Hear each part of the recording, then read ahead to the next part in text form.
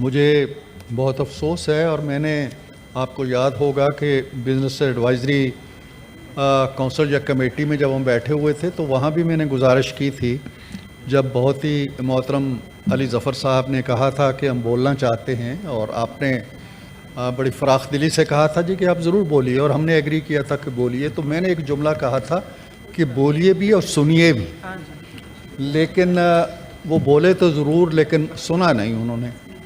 हालांकि जमहूरियत का सलीका और करीना यही है कि अपनी बात कहो और दूसरे की बात सुनो, चाहे वो गलत है, चाहे वो तल्ख़ है, चाहे वो आपके नुक्ता नज़र के मुखालिफ है।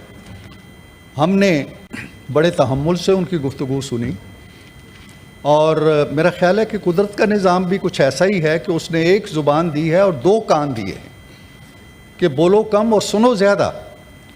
लेकिन यहाँ जूँ ही बात हमारे बारे में, हमारे लीडरों के बारे में, पास्ट के बारे में, पता नहीं क्या क्या फ़र्ज़ी तख़य्युलाती बातें कही गई।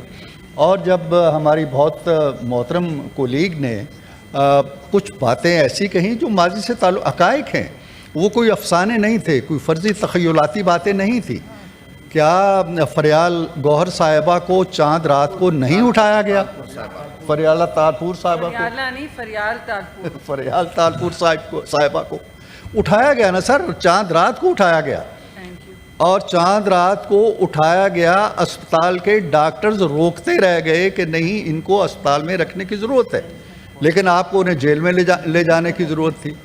मरियम नवाज़ से आपने क्या कुछ किया? वो भी किसी की बेटी है, किसी की बहन है। मैं तो अपनी कहानी बार बार इनको सुनाता नहीं हूँ। मैं शायद इस हाउस का वाहिद आदमी हूँ जिस पे किरायादारी का केस भी बना और गद्दारी का भी बना।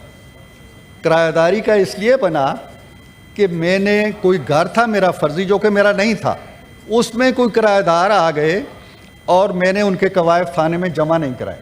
ये मेरा जुर्म ठहरा। आधी रात को उठाया, अगले दिन हथकड़ी डाली, मजिस्ट्रेट के सामने पेश किया, 14 दिन के लिए जेल चले जाओ। ये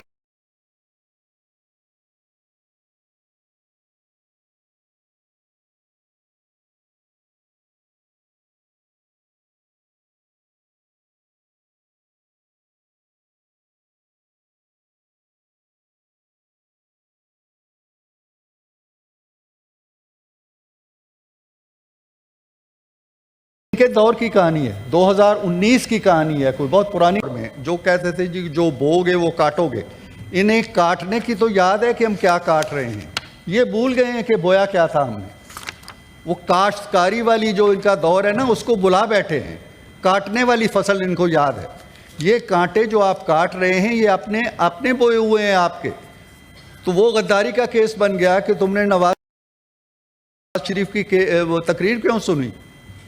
वो जनाब अली 25 आदमियों पे आज भी वो FIR मौजूद है गद्दारी। तो ये तो कारनामे हैं। कौन सा अपोजिशन लीडर था या कौन सा ऐसा फर्द था इनके दौर में जो PMLN का लेबल था जिस पे, और वो जेल से बाहर था किसी न किसी जुर्म में। अगर कोई जुर्म नहीं मिलता है तो उस पर हेरोइन डाल दो, उस पर एफिड्रिन डाल दो, उस पर किरायादारी डाल दो, वो जेल में ज़रूर जाना चाहिए।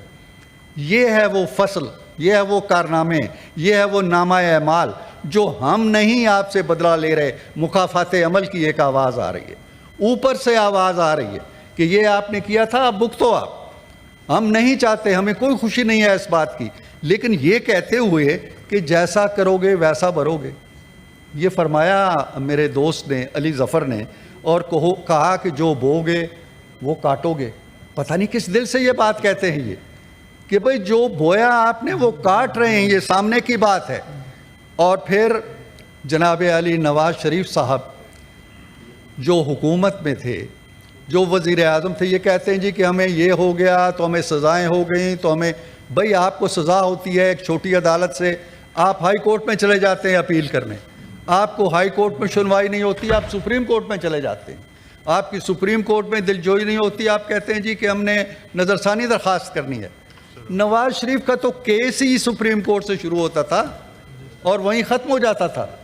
ना कोई अपील होती थी, ना कोई वकील होता था, ना कोई दलील होती थी। वो भूल गए आप कहते हैं जी हम पे, आप कहते हैं जी कि ये काजी फायज़ ईसा से मज़ालिम शुरू हुए। तो ये खोसा किसका नाम था जिसने आपके लीडर को सड़क से बुला के कहा कि हमारे पास आओ भाई, बाहर क्या कर रहे हो? और वो दरख्वास्त जो फ्रिवलेस थी, बाहर फेंक दी गई थी, उसको उठा के सुनना शुरू कर दिया और एक सिटिंग लीडर को बिठा घर भेज दिया। वो चीज़ें आप भूल गए। फिर आप कहते हैं जी कि आप बोलने नहीं देते। भाई हम बोलने देते हैं, बोलो लेकिन हमले ना करो, बोलो लेकिन GHQ न जलाओ, बोलो लेकिन तैयारे न जलाओ जाके अपनी फजाइया के, बोलो लेकिन कोर कमांडर हाउस पे हमले ना करो, बोलो लेकिन चकवाल में जाके ISI का घेराव ना करो, बोलो लेकिन फौज को गाली ना दो। बोलने का मतलब ये नहीं है कि आप जो चाहें करते चले जाएं। और फिर 9 मई भी है, 9 मई को मैं कहाँ ले जाऊं? 9 मई इस तारीख का हिस्सा है या नहीं है? या तो आप ये कहें जी कि 8 मई आया था, उसके बाद 10 मई आया जनाबे चेयरमैन, 8 के बाद 10 मई नहीं आया, बीच में 9 मई आया है। और 9 मई वो दिन है 250 मकामात पर हमले हुए, और जिनका रोना आप रो रहे हैं उन्होंने टेलीफोन करके कहा कि हमने जला दिया, हमने रैनसैक कर दिया, कोई गमला नहीं छोड़ा, कोई चीज़ नहीं छोड़ी।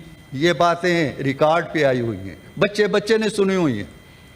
तो अगर 250 मकामात पे हमले होते हैं और हर हमला सिर्फ 2 आदमी करते हैं तो भी 500 को तो जेल जाना चाहिए ना।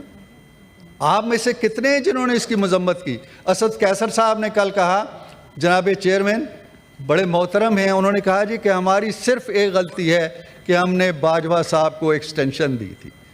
आपकी गलतियों का एक अंबार है, एक पहाड़ है, और उनमें सबसे बड़ी गलती ये थी कि 9 मई को आपने रियासत पे हमला किया था। ये वारदात इंडिया में हुई होती तो वो कैफर किरदार को पहुंच चुके होते। ये वारदात अमेरिका में होती तो कैपिटल हिल्स के मुजरिमों की तरह कैफर किरदार को पहुंच चुके होते। ये वारदात अगर बरतानिया में होती तो वो लोग भी अपना मैं गुफ्तगू कर जी, order in the house please जी। इरफान उल हक सदीकी साहब, ये बरतानिया में हुई होती तो जो लंदन राइट्स के मुजरिमों की तरह कैफर किरदार को पहुंच चुके होते। ये यहाँ से उठते हैं, खैबर पख्तूनख्वा से वज़ीर आला रहनुमाई करते हैं, और यहाँ आके एक रियासत, एक स्टेट जो है, एक सूबा जो है पाकिस्तान का, वो हमला काश हो जाता है। 29 इंडिया की रियासतों में से कोई रियासत का सरबराह निकले ना नई दिल्ली पे हमला करने, फिर हम देखें कि क्या होता है। जमहूरियत का रोना रोते, कौन सी जमहूरियत है? आपने मैं मियाँ साहब के साथ गया था जब वो वज़ीर आज़म थे, बनीगाला खान साहब से मिलने कि जी आए अब मिल के हुकूमत का काम चलाते हैं, मुल्क को आगे बढ़ाते हैं। वो वज़ीर आज़म जो गालियाँ खा चुका था वो चल के गया बग़ैर प्रोटोकॉल के। इनसे पूछें कि पूरे 4 साल के अंदर इन्होंने अपोजिशन लीडर से हाथ मिलाया, अस्सलाम वालेकुम भी कहा है, या उसने अस्सलाम वालेकुम कहा है तो उन्होंने वालेकुम अस्सलाम कहा है? ये जमहूरियत की बात करते हैं। कहते हैं जी जो बोओगे वो काटोगे, कहते हैं जी कि what goes around comes around. ये ना कहें, ये ताने ना दें। हाँ, आपके लीडर को सज़ा हुई है, आप ज़रूर एहतजाज करें, आपको उसका हक है, मुहज़्ज़ब हदूद के अंदर बोलें। हम आपका दुख भी समझते हैं, आपका कर्ब भी समझते हैं, लेकिन ये ताने ना दें हमें कि जी आज हमारे साथ ये हो रहा है तो कल हमारे साथ भी होगा, तुम्हारे साथ भी होगा। हमारे साथ हो चुका है, हमारे साथ हमने कोई 9 मई नहीं किया था। नवाज शरीफ नायल हुआ, यहाँ से निकला एक बड़ा जुलूस लेके लाखों लोगों के साथ, लेकिन किसी ने GHQ की तरफ देखा नहीं, उसके GHQ के साथ से होके गुजरा वो, किसी ने कंकर भी नहीं फेंका उस तरफ। इनके लीडर को जैसा इन्होंने कहा फांसी हो गई, उनकी एक लीडर कत्ल हो गई, किसी ने छावनियों पे हमले नहीं किए। आपने कोयटा छावनी से लेके चकदरा छावनी तक 250 मकामात पे हमले किए, वो किसने किए हैं? अगर आपने नहीं किए तो क्या कोई खलासे आए हुए लोग थे? कोई थे ना। आज आप एक चीज़ की माफ़ी मांग रहे हैं कि हमने बाजवा के साथ, बाजवा को तौसीह दे के हमने गलती की थी। ये भी मान लो एक दफ़ा ताकि कज़िया ख़त्म हो जाए कि जी हम गुमराह हो गए थे, हमने गलत काम किया, हमने स्टेट पे हमला किया, हमने उन इदारों पे हमला किया जो हमारे तहफ़्फ़ुज़ की, हमारे दिफा की ज़मानत थे, हमसे गलती हो गई, हमें माफ़ी दे दें, आगे चलें। वो भी नहीं करते, चले आएँ। 10 दफ़ा हमारे वज़ीर आज़म कह चुके हैं, वज़ीर कानून कह चुके हैं, हमारे सदर कह चुके हैं PMLN के जनाब आप कुछ कहना चाहते हैं? नहीं नहीं जी जी, बस मैं कंक्लूड कर रहा हूँ सर। तो कहना ये है कि आप बोले अब ज़रूर बातचीत करें, आएँ, बैठें, अपने ग्रीवेंसेस सामने रखें, हमारी बात सुने, अपनी बात कहें। आपने एक प्रोसेस शुरू किया था, वो बीच में छोड़ के चले गए हैं। आपकी जमात के अंदर 10 ज़ुबानें हैं, आपके लीडर कुछ और कह रहे होते हैं, आपको तहरीक चलाने के लिए वो दिन याद आता है जिसके अंदर पाकिस्तानियत जुड़ी होती है। कभी कश्मीर के दिन आप तहरीक चलाते हैं, कभी आज़ादी के दिन आप तहरीक चलाते हैं। कल तक कहते थे हमें ग़ुलामी नामंजूर, आज कहते हैं हमें आज़ादी नामंजूर। ये क्या जमात है? इन्हें ग़ुलामी भी नामंजूर थी, आज आज़ादी भी नामंजूर है। आज़ादी के दिन भी जुलूस निकाल रहे हैं और एहतजाज कर रहे हैं। ना करें, अपने होशो हवास में आएँ, अपना लाए अमल बनाएं, अपना कोई रास्ता चुनें, अपनी सरात मुस्तकीम की तरफ लौट के आएँ। ना अपने आप को ज़ाया करें, ना अपनी तवानाइयों को ज़ाया करें। इसी तरह आप गिरते पड़ते चले जाएंगे, फारिग हो जाएंगे, बिल्कुल यहाँ से भी फारिग हो जाएंगे और सियासत से भी हमारी वजह से नहीं, अपनी कारस्तानियों की वजह से, अपने कारनामों की वजह से। ना आप किसी से बात करते हैं, ना आप किसी से कलाम करते हैं, ना आप किसी से मुज़ाकरात करना चाहते हैं, ना किसी के सलाम दुआ है आपकी। आपने APC की, मैं उस APC का क्या कहूँ कि जहाँ 5 जमातें आप बैठी हुई थी और जिनको कोई कैमरा नहीं मिलता, वो दाएं बाएं 4 बंदे और आके बैठ गए थे, वो APC हो गई। उस जनाबे चेयरमैन 5.5 सुफ़ों की उस स्टेटमेंट के अंदर एक जुमला इन्होंने मार्का हक पे नहीं कहा, एक जुमला इन्होंने नहीं कहा कि जी हमारी अफवाज को सलाम की जो उन्होंने फतह हासिल की भारत के ख़िलाफ़। ये किस दुनिया में रह रहे हैं? और जिनकी ज़ुबान बोल रहे थे, कल उन्हें अमेरिका ने उनको भी बैन कर दिया, जिनकी ज़ुबान इन्होंने बोली उसमें। तो मैं ये अर्ज़ करता हूँ कि आएँ, मिल बैठ के बात करें। आज, कल, परसों, 10 माह बाद, 2 साल बाद आपका रास्ता अगर निकलना है तो वो गुफ्तगू से निकलना है, मुज़ाकरात से निकलना है, सियासतदानों के साथ बैठ के निकलना है। आपने हमले करके देख लिए, आपने 250 मकामात जला के देख लिया, आपने 26 नवंबर को यहाँ हमला करके देख लिया, आपने 5 अगस्त की कार्रवाई देख ली, अब आप कल 14 अगस्त भी देख लीजिएगा। कुछ नहीं होना। आपकी पूरी क़यादत को 10-10 साल सजाएं हो गई। मुझे बताएं, कोयटा से लेके चकदरा तक 2 आदमी निकले? हमारी जी 90% कौम हमारे साथ है, कहाँ है वो 90%? ख्यालों और तसव्वुरात के अंदर 90%। 2 आदमी निकले हैं आपकी पूरी क़यादत को सजाएं होने पर? नहीं निकले। तो आप ज़मीनी हक़ाइक़ को मान लें, अपने ख्वाबों की दुनिया से बाहर निकलें। रात को तो चले ख्वाब अपने बस में नहीं होते, नींद में जागती आंखों के ख्वाब मत देखें। तो मैं ये अर्ज़ करता हूँ कि इन्होंने आज जो कुछ, हमें इनसे हमदर्दी, इनसे बहुत हमदर्दी है। इनके लीडर ऑफ अपोजिशन गए हैं, हमारे दोस्त हैं, उनके बारे में महज़ब तरीके से, जमहूरी तरीके से, तहज़ीब के अंदर जो मर्ज़ी ये कहते रहें।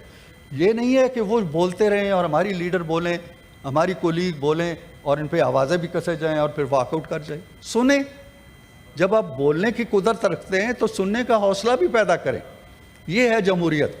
और इस जमहूरियत को, जब तक आप जमहूरियत का सबक नहीं लेते हैं, आप उधर बैठे रहेंगे, इधर तकरीरें होती रहेंगी, दुनिया आगे चलती रहेगी। दुनिया नहीं रुकेगी आपकी वजह से, ना पार्लियामेंट रुकेगी, ना कानून साजी रुकेगी।